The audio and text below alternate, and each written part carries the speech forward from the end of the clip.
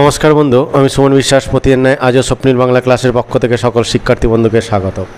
দেখুন তো, যেভাবে আমি বর্ণানুক্রমিক বাংলা বাগধারা এবং প্রবাদ প্রবচনের আলোচনা ক্লাস শুরু করেছিলাম, সেদিক থেকে আজ কিন্তু আমার পবর্ণ নির্মিত সপ্তম ক্লাস আর টোটাল 51 নম্বর ক্লাস। আশা করছি বন্ধু পবর্ণ নির্মিত বাজার চলতি যত প্রবাদ প্রবচন আছে আজকের ক্লাসে কমপ্লিট করে দেওয়ার চেষ্টা করব।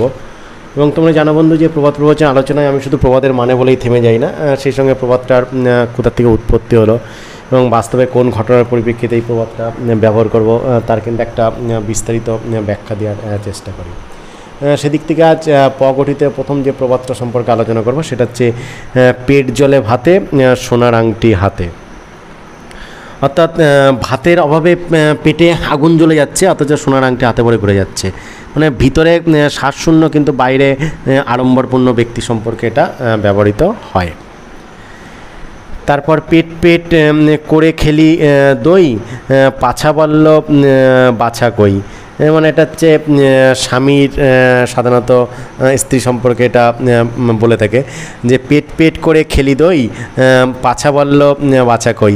এর পরিপ্রেক্ষিতে স্ত্রী কী বলে, তখনই বলেছিল মিনসে বিড়াল পাশ, ইঁদুরিতে ছেলে খেলে আমার কি দোষ। অর্থাৎ গ্রাম্য একটা মানে কথোপকথন, স্বামী স্ত্রীর মধ্যে হাসি রসাত্মক একটা ব্যাপার। অর্থাৎ খাদ্যখানার উপর রসিকতা করে স্বামী স্ত্রী একে অপরকেই কথাগুলো বলে থাকে। তারপর হচ্ছে পেট ভরলে আনন্দ, ভজরাম গোবিন্দ। সত্যি অসাধারণ কথা এটা, যে পেট ভরলে আনন্দ, ভজরাম গোবিন্দ। অর্থাৎ পেট ভরা থাকলেই আমোদ প্রমোদ করা যায় এবং ঈশ্বরকে ডাকা যায়, কিন্তু ক্ষুধায় পেট জ্বললে কিছুই ভালো লাগে না। স্বামী বিবেকানন্দর একটা কথাই আছে যে খালি পেটে কখনোই কিন্তু ধর্মচর্চা হয় না, তাই ক্ষুধিতের মুখে প্রথম অন্ন কিন্তু তুলে দেওয়া উচিত। তারপর হচ্ছে পেট ভরলে ভাজা মাছ, ঘষি ঘষি লাগে। মানে কেমনটা, অর্থাৎ পেট যদি ভরে যায় খেয়ে, তখন ভাজা মাছও ঘষির ন্যায় বিশ্রী বলে বোধ হয়। অর্থাৎ ক্ষুধা না থাকলে কোনো জিনিসই ভালো লাগে না। পেটে যদি ক্ষুধা থাকে যে কোনো রান্নায় কিন্তু সুস্বাদু মনে হয়, আর পেট যদি ভর্তি থাকে মাছ মাংস তুমি যাই দাও না কেন, তখন সেই খেতে আর কিন্তু ভালো লাগে না। বলে না এই ঘষির মতন লাগছে, ঘষি ঘষি লাগছে, এমন এমন লাগছে, কেমন হয়েছে ইত্যাদি ইত্যাদি বক্তব্য তখন ভেসে আসে। পরেরটা হচ্ছে পেট ভরলে পাথরে গন্ধ। এই পেট ভরলে পাথরে গন্ধ মানে সেমই বলতে পারো প্রবাদটা, যে পেট ভরে গেলে তখন নানা প্রকার ওজোর মানে বিভিন্ন অজুহাত উপস্থিত হয়, আর কিছু দোষ না পাওয়া গেলেও ভাতের মানে পাথরটাতে দুর্গন্ধ অনুভূত হয়। অর্থাৎ পেট ভরা থাকলে যেন তেন প্রকার একটা অজুহাত হাজির করে তার বিরুদ্ধে একটা ক্লেম তৈরি করে দেয়া। তার পেট ভরলে মনটা তেতো। অর্থাৎ আকাঙ্ক্ষার তৃপ্তি হলে ভালো জিনিসও কিন্তু মন্দ বলে মনে হয়। অর্থাৎ তোমার যদি ইচ্ছা পূরণ হয়ে যায়, তখন যতই ভালো জিনিস হোক না কেন, তখন সেটা আর ভালো কিন্তু লাগে না। তারপর হচ্ছে পেট ভরে তো নজর ভরে না। এই পেট ভরে তো নজর ভরে না মানে, অর্থাৎ পেট যদিও ভরে ওঠে তথাপি আকাঙ্ক্ষা নিবৃত্তি কিন্তু হয় না। অর্থাৎ একে দৃষ্টি ক্ষুধা বলে। অর্থাৎ প্রয়োজন পূর্ণ হইলে আকাঙ্ক্ষা নিবৃত্তি কিন্তু হয় না। অর্থাৎ প্রয়োজন ফুরিয়ে গেলেও কিন্তু মানুষের আকাঙ্ক্ষাটা থেকেই যায়, আরও যদি পেতাম, আরও যদি এটা তো ইত্যাদি ইত্যাদি কিন্তু একটা ব্যাপার। যে পেট ভালো নয় চাউল ভাজা খায়। এই পেট ভালো নয় চাউল ভাজা খায় মানে, অর্থাৎ যেটা সহ্য হইতে পারে না বা যেটা নিলে বিপদ ঘটতে পারে, সেটা নিতে গেলেই তখন এই প্রবাদটা কিন্তু ব্যবহৃত হয়। তারপর হচ্ছে পেট ভালো নয় ডাল রাঁধবো কাঠ তরে। অর্থাৎ যার জন্য কাজ করব সেই যদি সে কাজের বিরোধী হয়, তবে কী জন্য সে কাজে হাত দেবো। অর্থাৎ পেট ভালো নয় তাহলে আমি খেতে পারবো না, তাহলে ডাল রান্না করে কী করবো। অর্থাৎ যার জন্য কাজ করব সেই যদি আমার বিরোধিতা করে, তাহলে সেই কাজ আমি কার জন্য করবো, কার উপলক্ষ করবো, তাহলে সেই কাজ করা কিন্তু কোনো মানেই কিন্তু হয় না। যে পেট ভেতো চাকর, অর্থাৎ যাকে বেতন দিতে হয় না, শুধু খোরাক দিলেই কাজ পাওয়া যায়, এটাকে গ্রাম এলাকায় বলে কিন্তু ভাতে পেটে। অর্থাৎ কাজ করলে বেগার পরিশ্রম, মানে শুধু খেতে দিলেই কিন্তু হয়ে যায়, ভাতে পেটে দুটো ভাত দিলেই হয়ে যাবে, কোনো পয়সা লাগবে না। পেটে খোদা মুখে লাজ খুবই জনপ্রিয় একটা কথা, খুবই ব্যবহৃত হয় যে পেটে খোদা মুখে লাজ রেখে লাভ নেই, আমরা বলে থাকি। অর্থাৎ কোনো জিনিস নেবার ইচ্ছা আছে কিন্তু লজ্জাবশত সেটা যদি গ্রহণ করতে না পারা যায় তখন তাকে বলা হয় যে পেটে ক্ষুধা মুখে লাজ। তার পেটে খেলে পিঠে সয় আরেকটা জনপ্রিয় প্রবাদ, অর্থাৎ লাভ থাকলে কষ্ট সহ্য করতে পারা যায়। অর্থাৎ পেটে যদি তোমার খাবার থাকে তাহলে তোমাকে মারধর করলেও কিন্তু তুমি সেটা সহ্য করো। পেটে যদি খাবার না থাকে, দীর্ঘ সময় খাওনি, তখন তোমাকে মারলে তুমি আরও কিন্তু ক্লান্ত হয়ে পড়ো। অর্থাৎ লাভের ইচ্ছা থাকলে কিন্তু একটু আধটু অপমান সহ্য করা যায়। তবে পড়ার মাঝে বন্ধুদের একটা কথা বলে রাখি যে শিক্ষাকে সকলের দৌড়ে দৌড়ে পৌঁছে দেয় পুণ্যের কাজ। তাই এখনও পর্যন্ত যারা তোমাদের প্রিয় স্বপ্নিল বাংলা চ্যানেলটাকে সাবস্ক্রাইব করনি তারা সাবস্ক্রাইব করে নিয়ে পাশে থাকা বেল আইকনটাকে প্রেস করে দিও সবার আগে সমস্ত ভিডিওর আপডেট পেতে। এরপরে রয়েছে হচ্ছে পেটঙ্ক গজগজ করে। এই যে অর্থাৎ যে লেখাপড়া জানে না তার প্রতি শ্লেষ অর্থে কিন্তু এই প্রবাদটা ব্যবহৃত হয়। তারপর হচ্ছে পেটে ভাত নাই দাঁতে মিশি বা ঠোঁটে আলতা, অর্থাৎ ভিতরে সম্পূর্ণ অভাব কিন্তু বাইরে লম্বা চাল। এই সমাজে এই শ্রেণীর মানুষের সংখ্যাই বেশি, যে লোক দেখানো একটা ব্যাপার, ভিতরটা অন্তঃসার শূন্য, মানে ঘরে নেই নুন ছেলে আমার মিঠুন, এরকম একটা ভাব এই সমাজের লোকরা কিন্তু দেখাতে চায়। তা হচ্ছে তোমার পেটে ভাত নেই ফোটার দর, মানে হচ্ছে পেটে ভাত জোট না কিন্তু বাইরে লম্বা ফোঁটা কেটে ঘুরে বেড়ায়, মানে বাচ্চা নম্বর যাকে বলা হচ্ছে। তো যে পেটের আগুনে বেগুন পড়ে, মানে খুব ক্ষুধার্ত কিন্তু অন্ন ভাবগ্রস্ত, মানে খুবই খিদে পেয়েছে অথচ খাবার জুটছে না, এরকম মানুষদের সম্পর্কে বলা হয়ে থাকে যে পেটে আগুনে বেগুন পড়ে। তার পেটের বাছা বাড়ির গাছা, অর্থাৎ গর্ভজাত সন্তান এবং বাড়িতে রোপিত ফসলের গাছ যাকে বলা হচ্ছে, এই দুই হতে নিয়ত উপকার পাওয়া যায়, এই উপকারের শেষ কিন্তু নেই।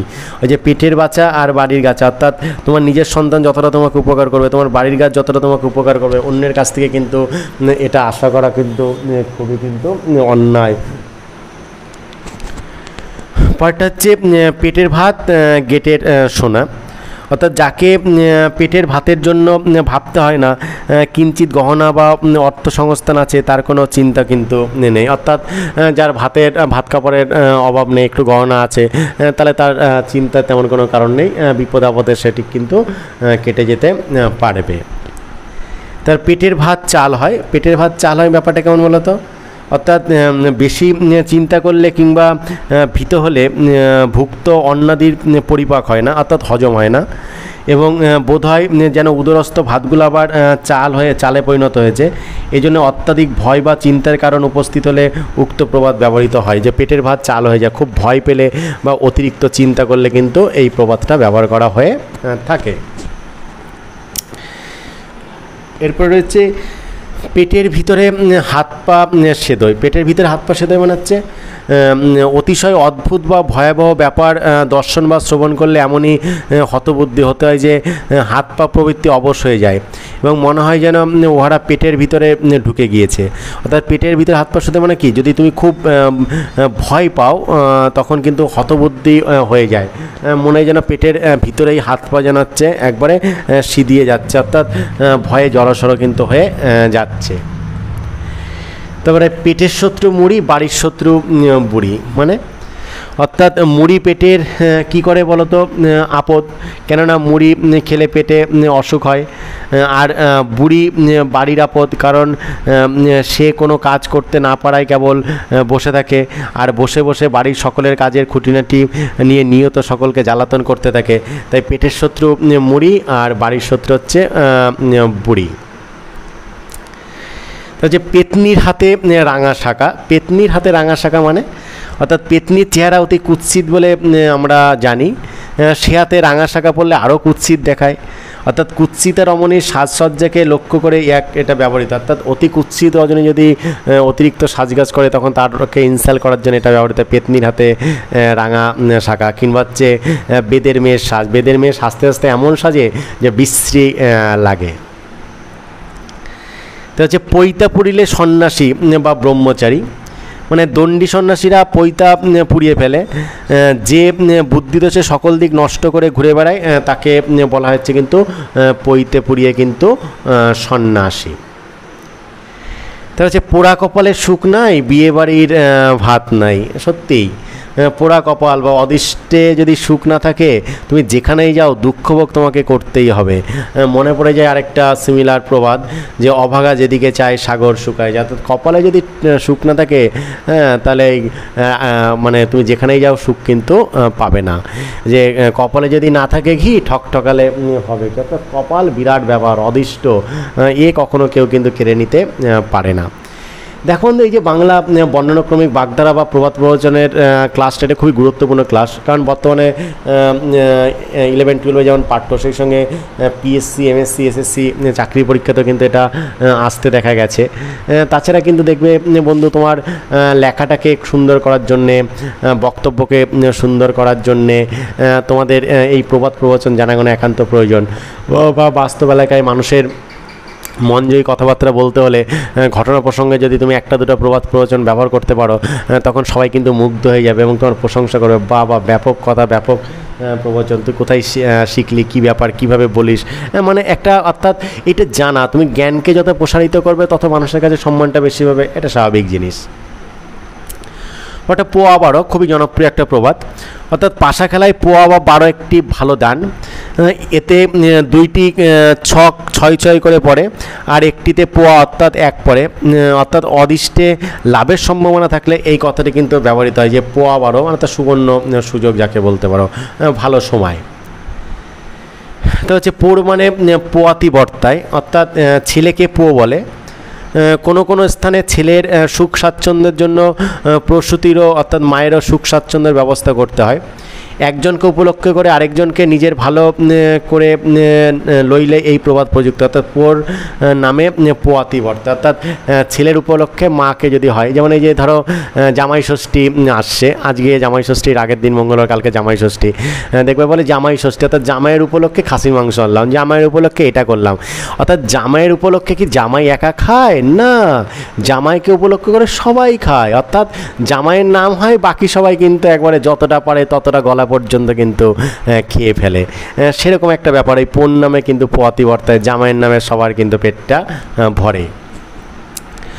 ওটা হচ্ছে পৌষের শীত মোষের গায়ে, মাঘের শীত বাঘের গায়ে। মানে পৌষ মাসের শীত মহিষে কাতর হয়ে যায়, এত শীত পরে মহিষ পর্যন্ত কাতর হয়ে যায়, কিন্তু মাঘ মাসের শীতে বাঘ পর্যন্ত জড়সড় হয়ে থাকে। অর্থাৎ মাঘের শীত অতি দুরন্ত। ভারতচন্দ্রে একটা প্রবাদ আছে যে বাঘের বিক্রম সম মাঘের কিন্তু হিমানি। পড়েছে প্রজাপতি নির্বন্ধ, খুবই জনপ্রিয় প্রবাদ এটা, প্রজাপতি নির্বন্ধ। অর্থাৎ বিধাতার অলঙ্ঘনীয় বিধান যাকে বলা হচ্ছে, বিধাতা যার সঙ্গে যার বিয়ে স্থির করে রেখেছেন তার সঙ্গেই তার বিয়ে হবে, এই অর্থে কিন্তু বলা হয় থাকে প্রজাপতি নির্বন্ধ। আমরা কি করব, দেখো ঈশ্বর তো এরকম সৃষ্টি করে রেখেছেন, উনার ইচ্ছাতেই এটা হচ্ছে, তাই আমরা এটা বলে থাকি কিন্তু প্রজাপতি নির্বন্ধ, প্রজাপতি ব্রহ্মা যাকে বলা হচ্ছে। তার প্রতি গ্রাসে মুড়া, এই যে রুই কাতলা প্রভৃতি মাছের একটি মাত্র মুড়া পাওয়া যায়, কিন্তু যে চুনোপুটি মাছ খায় সে প্রত্যেক গ্রাসে একটি কিন্তু মুড়ো খায়। অর্থাৎ রুই মাছ বা কাতলা মাছের মুড়ো তুমি কত খেতে পারবে, কত কিনতে পারবে, বা একটা কত খাওয়া সম্ভব। অথচ প্রতি গ্রাসে যদি মুড়ো খেতে, ছোটো ছোটো চুনো মাছ, তাদের প্রত্যেকেই ছোটো ছোটো মাথা আছে, মুড়ো বানাচ্ছে মাথা, তাহলে প্রতি গ্রাসে কিন্তু তুমি মাছের মুড়ো খেতে কিন্তু পারবে। হচ্ছে প্রতিডুবে কি শালুক উঠে, অর্থাৎ প্রত্যেক উদ্যমেই ফল পাওয়া যায় না, কোনো উদ্যমে ফল লাভ হয়, কোনো উদ্যমে নিষ্ফল। অর্থাৎ তুমি জলে ডুব দিলে আর শালুক ফুল তুলে আনবে, শাপলা ফুল তুলে আনবে, কখনোই কিন্তু হয় না। অর্থাৎ প্রত্যেকবারের চেষ্টাতেই যে তুমি সফল হবে এটা কিন্তু হবে না, কিছু ক্ষেত্রে তুমি সফল হবে, কিছু ক্ষেত্রে বিফল হবে। অর্থাৎ মানে ব্যর্থতা এবং সফলতা এটা মিলেই কিন্তু জীবন, শুধু সফল হয় না, শুধু ব্যর্থ সেটা হয় না। তাই প্রতিডুবে কিন্তু শালুক ফুল কিন্তু ওঠে না। তো যে প্রদীপের কোল অন্ধকার, যেটা বলে থাকি প্রদীপের নিচে অন্ধকার, বাতির নিচে অন্ধকার, যেটা একটা গানও কিন্তু আছে। অর্থাৎ এমন অনেক বিজ্ঞ লোক আছেন যাদের উপদেশ অনেকের দোষ সংশোধিত হয়, কিন্তু তারা নিজের মনের দোষটুকু দেখতে বা সংশোধন করতে কিন্তু পারে না। প্রদীপ যেমন নিজের তলা অন্ধকার দূর করতে পারে না, চারিদিকে অন্ধকার দূর করে, এমন অনেক জ্ঞানী লোক আছে যারা নিজেদের জীবনের ভুল ত্রুটি সংশোধন করতে পারে না, কিন্তু অপরের জীবনকে তারা কথার মাধ্যমে বদলে দেয়। এটাকে ইংরেজিতে এইভাবে বলা হয় যে ডার্কনেস আন্ডার দ্য ল্যাম্প, মানে বাতির নিচে অন্ধকার থাকে। আর হিন্দিতে কিন্তু এই প্রবাদটাও ব্যবহার করা হয়, মনে পড়ছে আমার যেটা, যে চিরাক্কা নিচু আধেরা, অর্থাৎ চিরাগ মানে প্রদীপ, বাতির নিচে কিন্তু আধেরা মানে অন্ধকার কিন্তু থেকেই যায়। দেখো বন্ধু, এই যে বর্ণানুক্রমিক যেভাবে বাংলা বাগধারা বা প্রবাদ প্রবচনার ক্লাস শুরু করেছিলাম, সেদিক থেকে তোমরা যেন আজ ছিল কিন্তু আমার পবর্ণ নির্মিত সপ্তম ক্লাস, আর টোটাল কিন্তু 51 নাম্বার ক্লাস।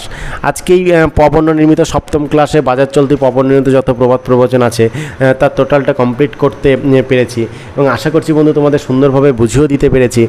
তারপরে যদি কোথাও কোনো জায়গায় বন্ধু সমস্যা হয়ে থাকে, অবশ্যই বন্ধু আমাকে কমেন্ট বক্সে কমেন্ট করে জানাবে, আমি যথাসম্ভব তার উত্তর দেওয়ার চেষ্টা করব। আজকের ক্লাসটা এই পর্যন্তই। নমস্কার বন্ধু।